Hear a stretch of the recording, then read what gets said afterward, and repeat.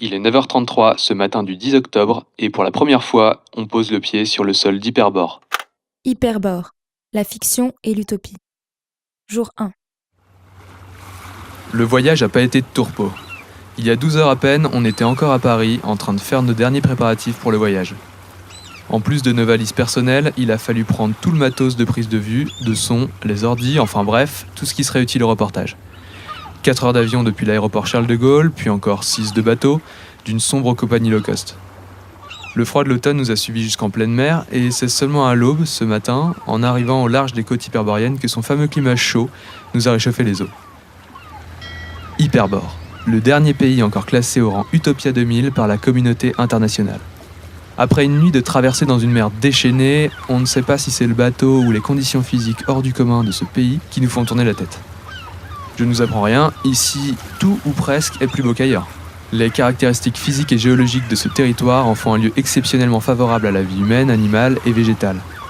Il fait déjà 25 degrés là, et comme toute l'année, le soleil brille, sur un paysage de montagnes boisées qui se jette dans une mer turquoise. Et au milieu de tout ça, la capitale, construite selon les règles très spéciales de la gravité locale. Oui, parce que pour le coup, ça c'est vraiment une particularité locale.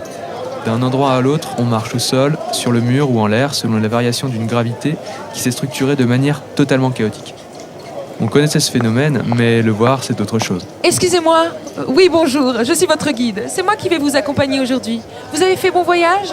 Aussitôt débarqué, on est pris en charge par un office de tourisme qui semble vouloir faire du zèle. Joanne, notre guide, est une jeune femme à qui sa tenue locale donne un air de cube avec des jambes.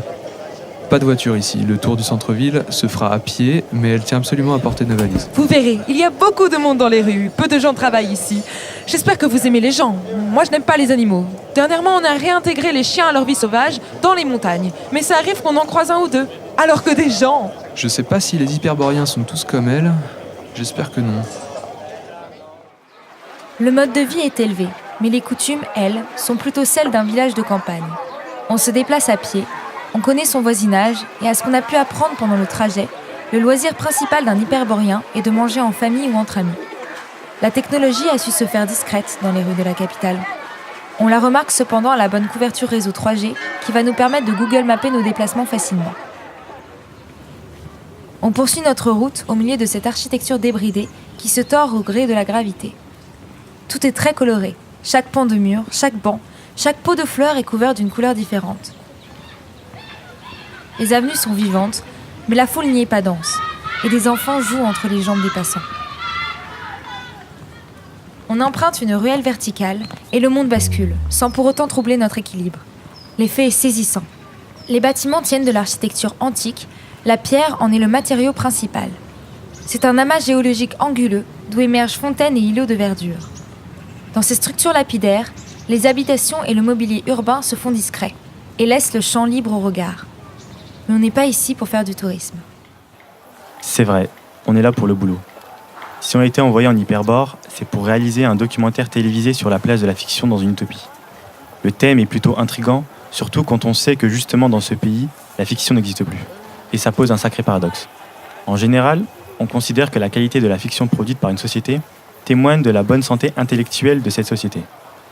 Mais alors, comment expliquer qu'une utopie, la société ultime en quelque sorte, celle qui a poussé les limites de l'humanité à son point d'harmonie complète, ait volontairement arrêté de produire des histoires ?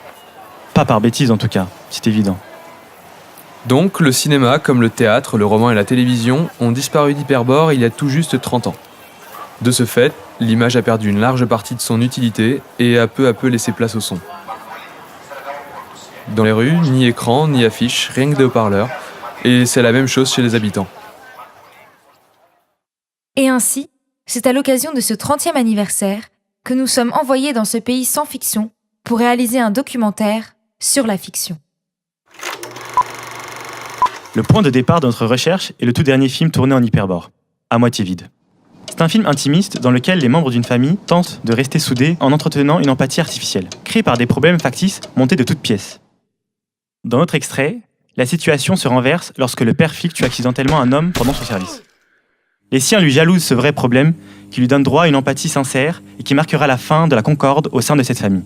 Tandis que lui-même trouve dans son acte un plaisir pervers qui aura des conséquences plutôt fâcheuses. C'est tordu et effroyablement chiant. Le style et l'écriture sont ceux d'un cinéma en train de mourir. Mais ça reste une base efficace pour commencer un documentaire sur la place de la fiction dans une utopie. Parce que jusqu'ici, nos recherches ont été plus compliquées que prévu. On pensait trouver depuis notre bureau tout ce qu'il faudrait pour un reportage prenant, bien ficelé et riche en révélations. Mais il a fallu se rendre à l'évidence. En termes d'exportation culturelle, Hyperbore n'est pas franchement au top. Trouver un livre ou un film hyperboréen hors de l'île relève du miracle. Quant à la consultation de ces archives, elle se fait sur place. Il a donc fallu se résoudre à lever l'ancre. Par contre, aujourd'hui, c'est détente. J'en ai plein les pieds et je compte bien me faire une petite sieste avant de creuser plus loin. Notre guide est peut-être une brave bonne femme, mais elle nous a fait faire un détour gigantesque pour nous montrer l'intégralité des monuments nationaux, alors que l'hôtel est à 500 mètres du port. Ça, c'est votre hôtel. Mais si vous souhaitez visiter le musée municipal, départemental, régional, national, voir la côte, parcourir l'arrière-pays ou refaire un tour complet du centre-ville, je suis disponible maintenant. Merci, ça va aller. Je pense qu'on va monter là. Vous êtes bien sûr? Ouais, je me sens un peu malade là. Le bateau sûrement. Oh, dommage. Dans ce cas-là, le département du tourisme hyperboréen vous remercie et nous vous souhaitons un agréable séjour. Elle est bizarre. J'espère qu'elle n'a pas flingué la caméra en portant nos sacs. Bon, installons-nous, on commence demain.